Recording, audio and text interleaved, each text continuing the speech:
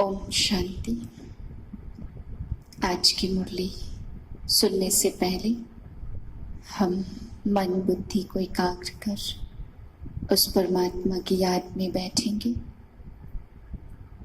मन को बाह्य जगत से समेट ले, आंतरिक जगत की ओर ले जाएं।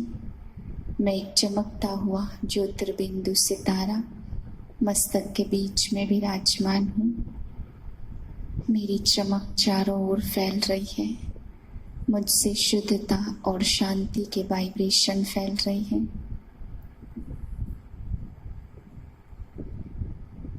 मैं सुख शांति की मणि हूँ।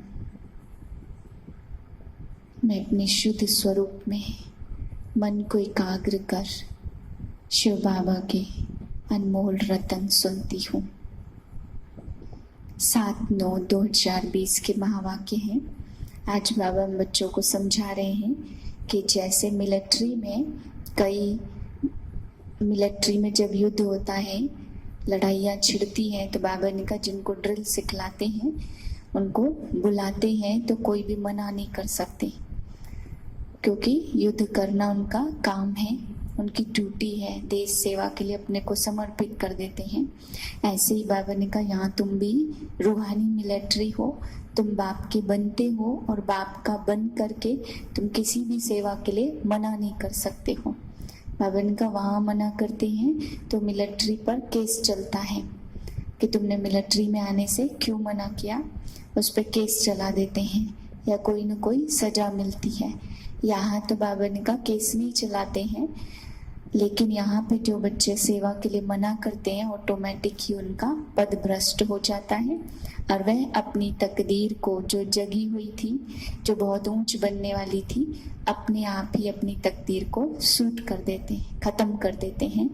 तकदीर फिर बन ही नहीं सकती है। इसलिए बाबा ने कहा यहाँ अपने आप ही दंड मिल जाता है। फिर बाबा हम बच्चों को समझा रहे कि संसार में केवल एक ही सीता नहीं थी जिसको राम छुड़ाने आए या रावण ले गया। तुम सब सीताएं हो जो विकारों की जंजीरों में फंसी हुई हो। फिर बाबा आज ये भी समझा रहे हैं कि जैसे कई धर्म वाले होते हैं, जैन धर्म में भी कई किस्म के होते हैं, नागे मुनि भी बाबा ने कहा होते हैं। तो बाप कहते हैं कि बच्चे तुम्हें अशरीरी बनने के लिए बाप ने कहा। तो अशरीरी क्या होता है? आत्मा किस प्रकार से शरीर के बिना अंग की अशरीरी आत्मा आई है, अशरीरी जाना है। तो इस रहस्य को ना समझ करके वस्त्र उतार देते हैं। बाबा ने कहा उनको भी यह अर्थ जा करके समझाओ। अनेक धर्म वालों को भी समझाओ कि कैसे कैसे अनेक धर्म से एक धर्म बनता है।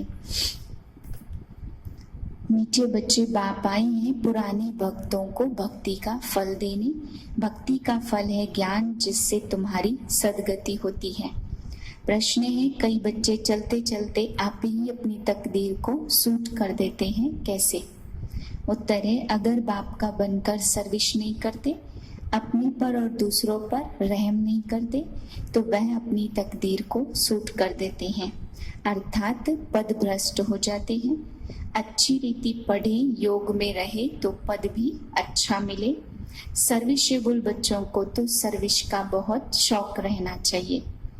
गीत है, कौन आया आज सवेरे सवेरे। रूहानी बच्चे समझते हम आत्मा है न कि शरीर।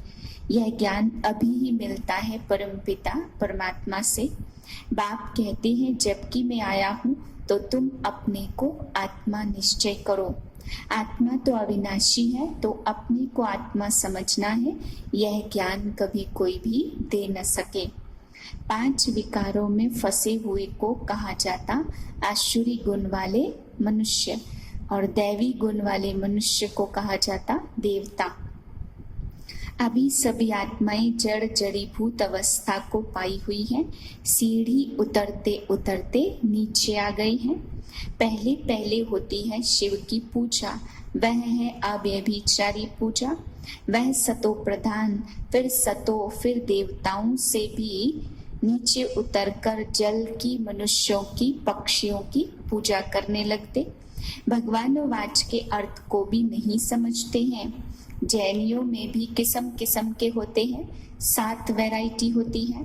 उनमें कोई नंगे भी रहते हैं। अब नंगे बनने का अर्थ तो समझते ही नहीं है।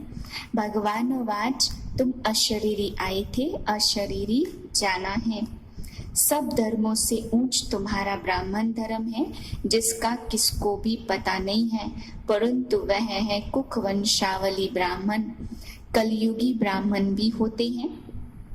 वास्तव में देवताओं से भी ऊंच ब्राह्मण को कहेंगे, परंतु सच्चे सच्चे ब्राह्मण हैं ब्रह्मा मुख वंशावली। एक बाप को कभी किसी पर आशिक नहीं होना होता। बाप सदा माशुक है, तुम बच्चे हो आशिक। मुझे भक्ति मार्ग में तुम माशुक को याद करते आए, बुलाते भी हो आकर दुख से छुड़ाओ। सिविल आई बनने में मेहनत लगती है, क्रिमिनल आई धोखा देती है।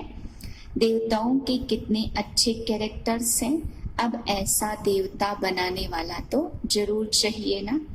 कॉन्फ्रेंस में टॉपिक रखी है मानव जीवन में धर्म की आवश्यकता। ड्रामा को न जानने के कारण मुझे हुए हैं, तुम्हारे सिवाय कोई समझा न सके। पहले पहले कौन सा धर्म था, फिर कौन से धर्म आए, यह भी समझाना चाहिए ना। 5000 वर्ष का यह चक्र है। सृष्टि कितनी लंबी है वह कोई माप थोड़ी कर सकते।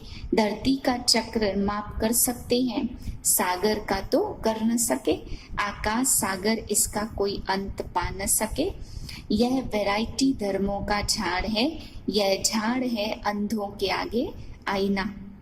तुम अभी बाहर सर्विस पर निकले हो, आहिस्ते आहिस्ते तुम्हारी वृद्धि होती जाती है। तूफान लगने से बहुत पत्ते गिरते भी है ना, और धर्मों में तूफान लगने की बात ही नहीं रहती। उनको तो ऊपर में आना ही है। यहाँ तुम्हारी स्थापना बड़ी वंडरफुल है। पहले पहले वाले भगत जो हैं, उनको ही आकर भगवान को फल देना है, अपने घर ले जाने का। बुलाते भी हैं हम आत्माओं को अपने घर ले जाओ। यह किसको पता नहीं है कि बाप स्वर्ग का भी राज्य भाग्य देते हैं। सन्यासी लोग तो सुख को मानते ही नहीं हैं, वह चाहते हैं मोक्ष हो। मोक्ष को वर्षा नहीं कहा जाता। खुद शिव बाबा को भी पार्ट बजाना पड़ता है, तो फिर किसको मोक्ष में कैसे रख सकते हैं। तुम ब्रह्मा कुमार कुमारियां अपने धर्म को और सबके धर्म को जानते हो। तुमको तरस पड़ना चाहिए, चक्र का राज समझाना चाहिए। बोलो तुम्हारे धर्म स्थापक फिर अपने समय पर आएंगे ना। तुम्हारी सच्ची गीता है जो बाप सुनाते। भगवान निराकार को कहा जाता। सर्व का सदगति दाता एक है, और फिर है देवताएं। उसमें भी नंबर 1 है कृष्ण की आत्मा, क्योंकि उनका शरीर और आत्मा दोनों पवित्र हैं। तुम हो संगम युगी, तुम्हारा जीवन अमूल्य है। देवताओं का नहीं, ब्राह्मणों का जीवन अमूल्य है। बाप तुमको बच्चा बनाए, तुम पर कितनी मेहनत करते। देवताएं थोड़ी इतनी मेहनत करेंगे। वह पढ़ाने के लिए बच्चों को स्कूल में भेज देंगे। यहाँ बच्चे बाप तुमको पढ़ाते भी हैं। वह बाप टीचर गुरु तीनों हैं, तो उनका कितना रिगार्ड करना चाहिए। सर्विसेबल बच्चों को सर्विस का बहुत शौक होना चाहिए। बहुत थोड़े हैं जो अच्छे होशियार हैं, तो सर्विस में लगे हुए हैं। हैंड्स तो चाहिए ना। लड़ाई के मैदान में जाने के लिए जिनको सिखलाते, उनको नौकरी आदि सब छुड़ा देते हैं। उन्हों के पास लिस्ट रहती है, फिर मिलिट्री को कोई रिफ्यूज कर न सके। हम मैदान में नहीं जाएंगे। ड्रिल सिखलाते हैं कि जरूरत पर बुला लेंगे। सर्विस नहीं करते तो गोया आप ही अपने पद को भ्रष्ट कर देते हैं। वहाँ तो रिफ्यूज करने वाले पर केस चलाते।